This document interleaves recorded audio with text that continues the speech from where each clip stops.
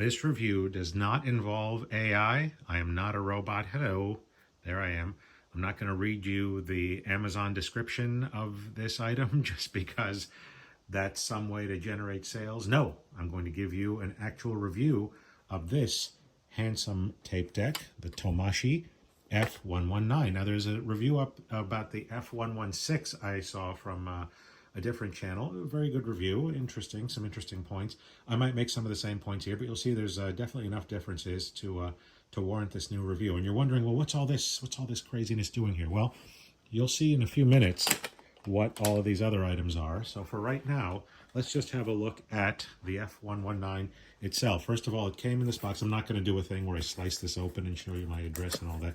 Came in the box. Says Walkman, which of course is a branded term, trademark of Sony, but you know, I guess they don't mind. And I got this. It does say made in China.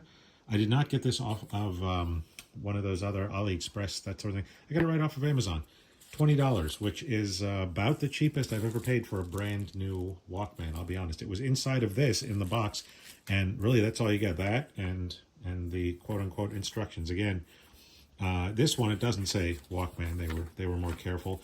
Unlike the F-116 that you may have seen the review of, this one does not. It doesn't say it comes with batteries or the adapter, and sure enough, it didn't.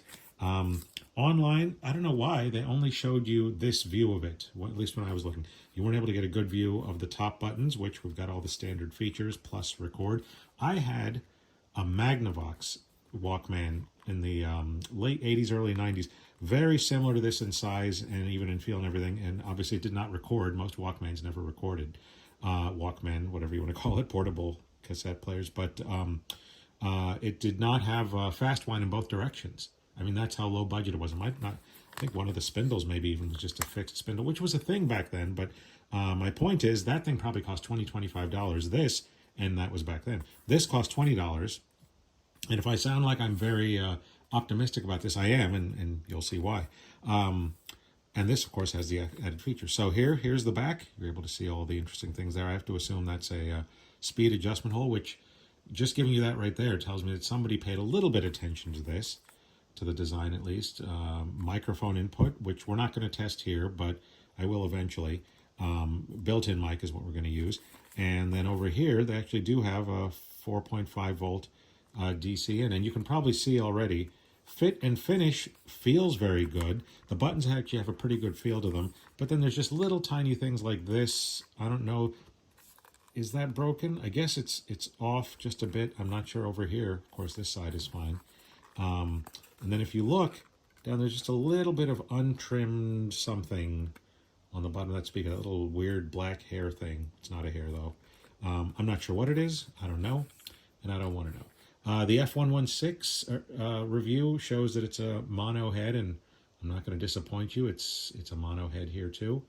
It's got a speaker, just like the other one, which, by the way, the Magnavox that I mentioned did not have a speaker either. So, but it was stereo. Now, this is one of the things that I keep hearing people say. Oh, cassettes are nostalgic for audiophiles. They sounded amazing back in the day. No, they didn't. They sounded fine. They sounded adequate. Considering by the mid to late 80s how stereo systems were going, home systems, everything, they probably sounded better than vinyl by that point, just because turntables were so bad by the late 80s. But no, through something like this, it was never audiophile. It was never intended to be audiophile. It was never going to be audiophile. I have audiophile cassette decks that you might see in some of my other videos that can record with Dolby, Dolby C, Dolby HX Pro, DBX even. I might even have one of my Dolby S deck, the Sony that I had. Those can approach audiophile quality with chrome tape, certainly.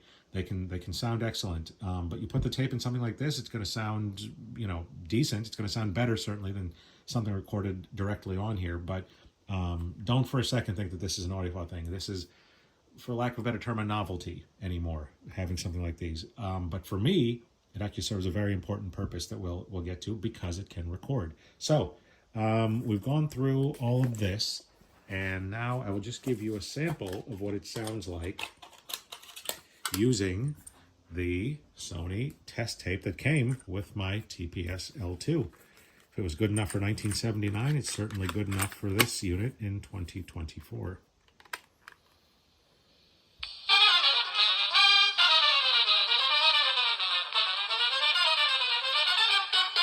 That's not even all the way up. Now it's all the way up.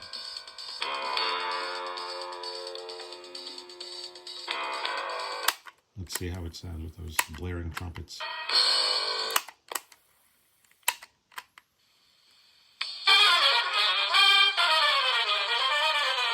The tiniest bit of distortion on that when you really crank it. So actually, one thing I did notice at first, and of course you're not hearing, at first it was just a touch more wound flutter than there is now. This thing is not going to be as stable as a Nakamichi, of course, but to me it sounds pretty stable. I don't have the measurement gear that V Westlife or Tecmone has, but to me it doesn't sound that bad until you do this.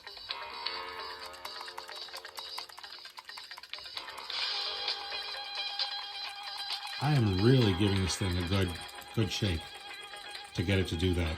So that's not so bad when you do that. Pretty impressed that something this cheap, supposedly this poorly put together, it's probably got that same mechanism that everyone sees and complains about from Tanishin or a knockoff.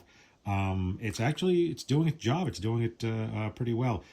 Here's the music, by the way, if you want to look it up, and I pray that I didn't get a content match on that. But all things considered, that did not sound too bad at all.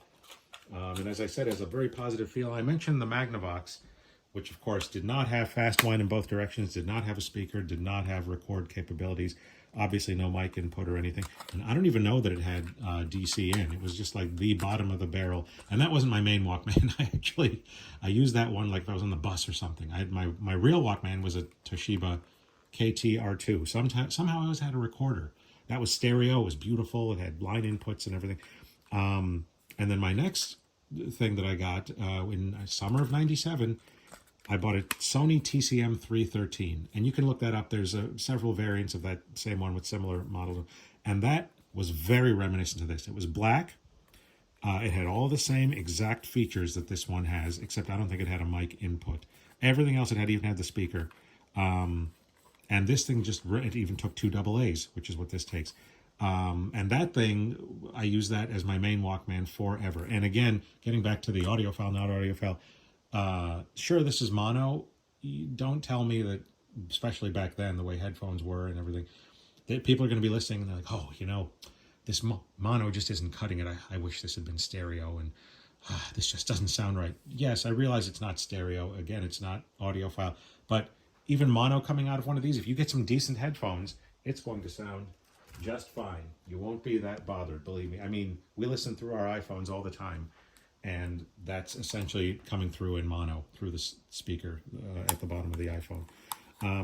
Here's the headphones that I typically use, and these are really nice headphones, but still, to me, it doesn't bother me. The sound is just fine. I remember listening on that Walkman. Now, it was a Chrome tape that I used in that, but it was this is normal bias. I had a tape where I recorded All Things Must Pass, the entire album, George Harrison. I remember listening to that endlessly when I first got that thing, and it sounded great to me. Again, that's an album with not tons of stereo, just tons of sound in general. So I mentioned this has the record feature, and that was a big plus for me because I didn't want just a player. V Westlife and Tecmone, again, they've reviewed several players like the This Is We Are Rewind. I forget the name of it. That one that are only, well, that one's a recorder. Well, but they have reviewed some that are just players, and I really wanted one that recorded because I often need to record stuff for work, number one. Number two, I figured my kids would like this. It would be fun for them to record themselves, hear themselves back. It's a little novelty. I mean, they like doing that on my phone already. This at least has the moving visuals, so that makes it even cooler. And so various reasons that I would want to record. So I figured we'll try it here on this tape. I'm on side B, by the way, because it turned out there was something on side A already that I might need. So on this old tape, we're going to try it. Testing, 1, 2, 3. Testing, 1, 2, 3. Testing. This is a test.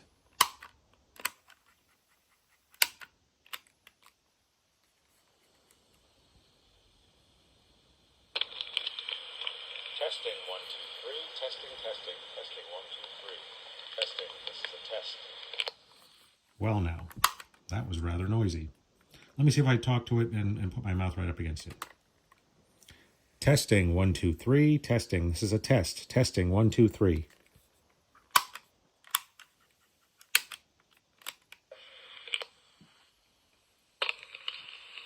Testing 1 2 3. Testing. This is a test. Testing 1 2 3. Now that sounded a lot better, and I got to be honest, that sounds about like my old TCM 313. So this thing is pretty much a modern day recreation of that, and I believe I paid $25 for that in 1997. So you fast forward almost 30 years, 27 years, and this thing is $5 cheaper. It does all the same things. Will it last as long? I have no idea. I hope so. I'm certainly not going to be using it as much as I use that one, though. So it should last overall. And you balance all of that out, it should last longer. But I'm very happy with this. I think this was a good purchase. I'm glad that they're making something like this that's not ridiculously priced, because some of those other ones I mentioned are now going for over $100, I think.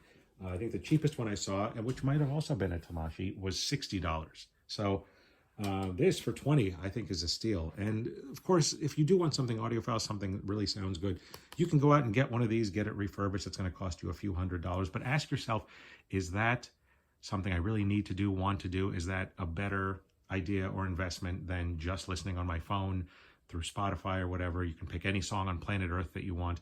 Sure, these have the analog warmth. You can say that or whatever, but get some decent headphones. And probably when you're out there, you're walking around, you're in traffic, and you probably won't even notice. I bet you won't notice.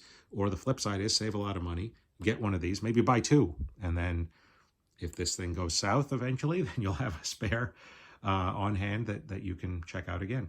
So that's my review of the Tomashi F-119, and I give it a thumbs up.